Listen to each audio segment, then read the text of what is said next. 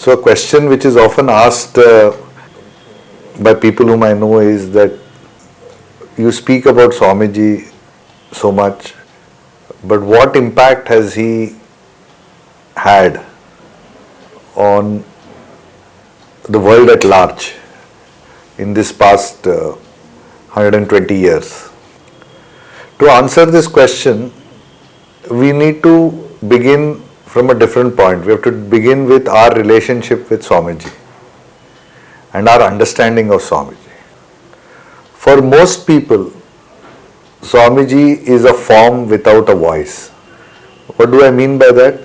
They see Swamiji's photos, they see his statues, they see celebration meetings, but they don't know much or very little about his ideas, his thoughts, the force of who he was, and they see him as one more spiritual or national leader among the many other leaders that they have come across. At most they know about his Chicago address and they vaguely remember that he said brothers and sisters of America and everyone got up to clap. But there their relationship with Swami Vivekananda ends, because they see him as a form without a voice. But there are a few others who go beyond that and they see Swamiji as having a form and a voice. When we see Swami Vivekananda as having a form with a voice, we may approach that through the mind of a researcher, in the sense studying it, trying to understand what this extraordinary personality said, or we may approach it through the mind of a devotee, where we are filled with devotion to Swami Vivekananda, the spiritual leader or the spiritual force. Or we may approach it with reverence as someone who was the inspirer of hundreds of other national leaders, and we are inspired not only by him but by also the fact that so many great people in India were equally inspired by his writings and they were stirred to take action in their lives through him. This understanding of Swami Vivekananda as a voice with form, that we see around us, especially in our country, among one group of people. But when you see Swami Vivekananda like that, you then limit him to being an Indian. You might say he is a global Indian who integrated East and West, who went to America, spoke. But largely his influence then would be seen among Indians, both in India and abroad, and a small proportion of foreigners who have encountered him in various ways. But there is a third way of seeing Swami Vivekananda, which he himself advocated. He said, I am a voice without a form. When we view Swami Vivekananda as a voice without a form, what we mean is that we transcend that familiar form that we all know of Swami Vivekananda standing boldly and with his robe and with his turban, etc. We transcend all these forms. We transcend his life story. We transcend the historicity of Swami Vivekananda. We transcend his nationality, and we see Swami Vivekananda then as a world-moving force, as a powerful transformative force which is coursing through the veins of humanity itself, of society itself, and reshaping it day after day, month after month, and inevitably almost taking humanity into a new course. It is true that a large proportion of those people who are being shaped by Swamiji, the voice without form, do not even know who Swamiji is, leave alone being conscious of being influenced by him. But there they are being influenced, shaped, transformed, they are making choices, they are setting up billion-dollar companies, they are making films, they are heading corporations, and all of them are being shaped by that voice without form called Swami Vivekananda.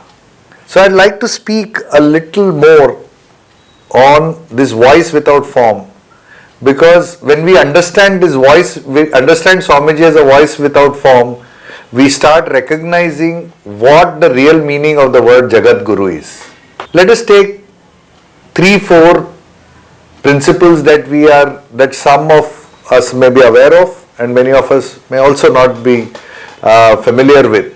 One of the first principles that Swami Vivekananda talked about was the fact that each person was free to pursue his or her pathway, spiritual pathway to that one truth. This idea, which was directly shaped by his master and guru Sri Ramakrishna, was crystallized by him when he went to the extent of saying that if he had his own way, he would actually be happy if every one individual had his or her own religion.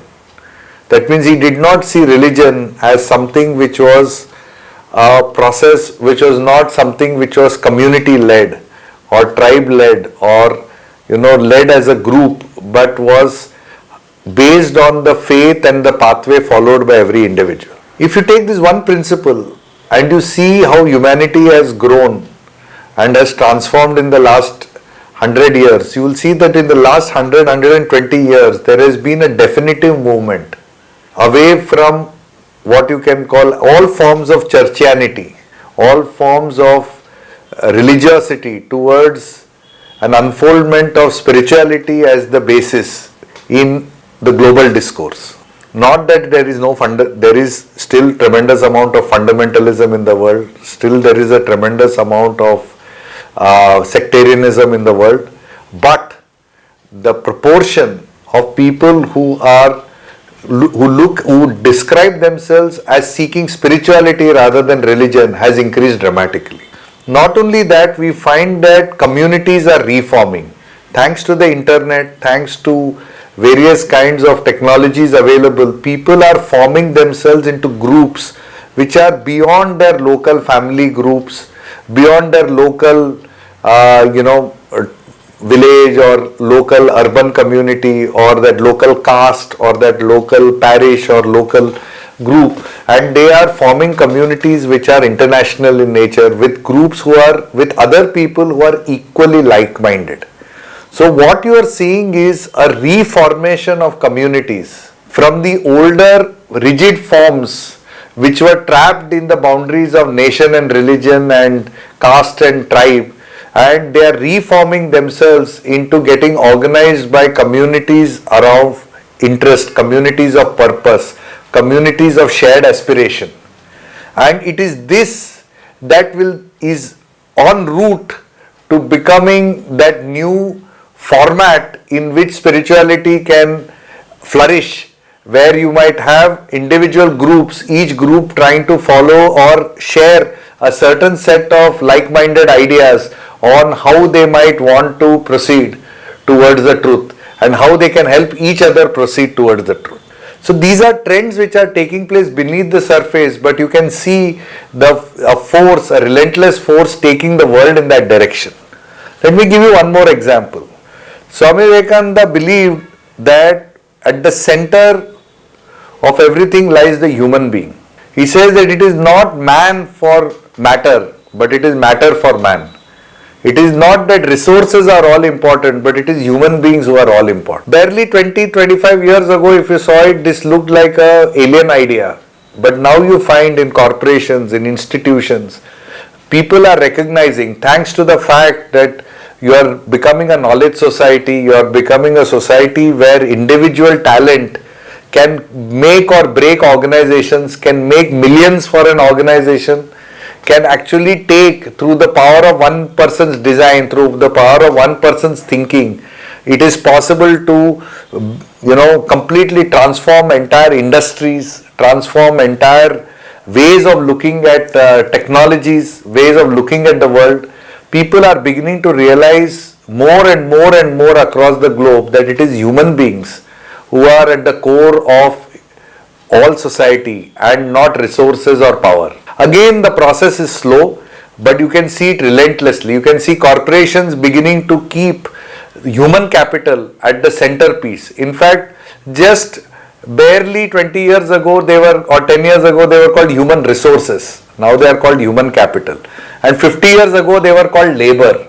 From labor they became human resources, and from human resources they are becoming human capital, until finally they will realize, and they are moving towards where they realize that human beings are the point of it all. They are the purpose of it all.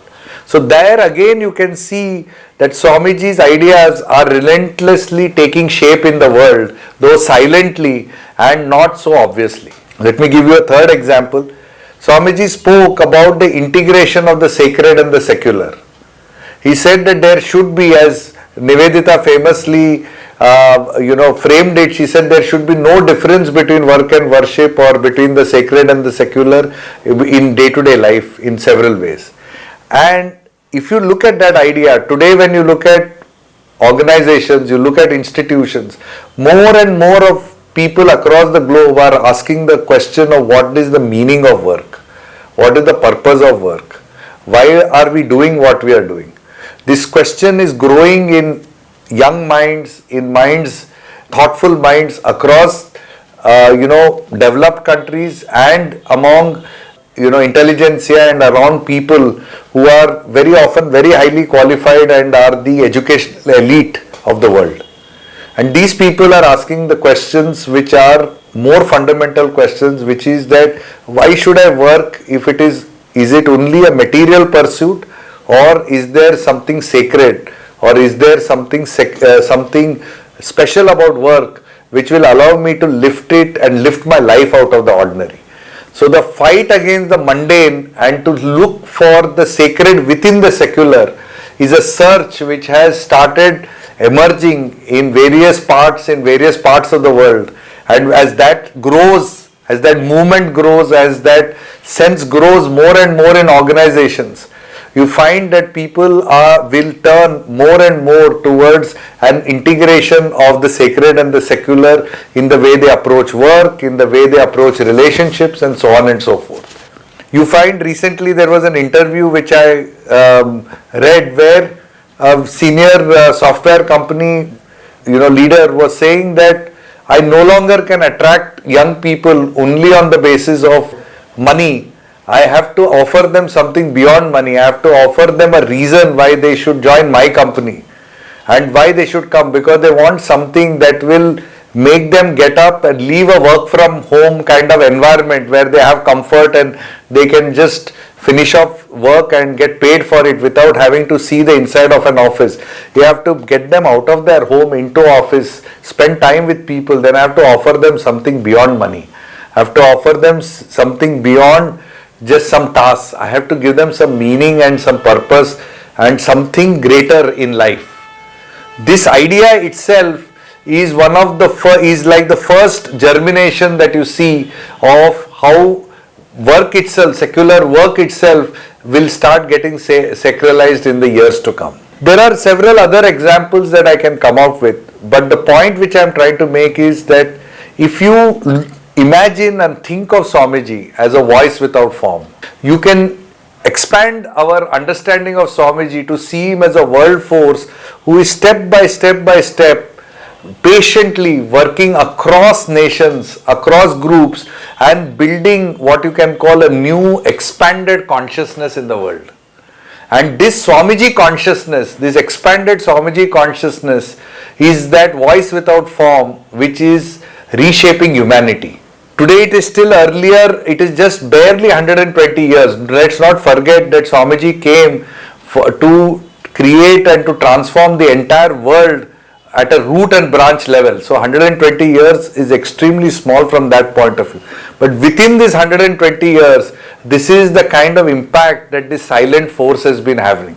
Just imagine what will happen in the next 120 years when each of these, what you can call small, shoots, which we see in the parched earth of materialism, which Swamiji has, the seeds that he sowed 120 years ago have all become small sprouts which are growing in various places, and each idea has become a sprout. They will become mighty trees, and those mighty trees will give fruits to all of mankind.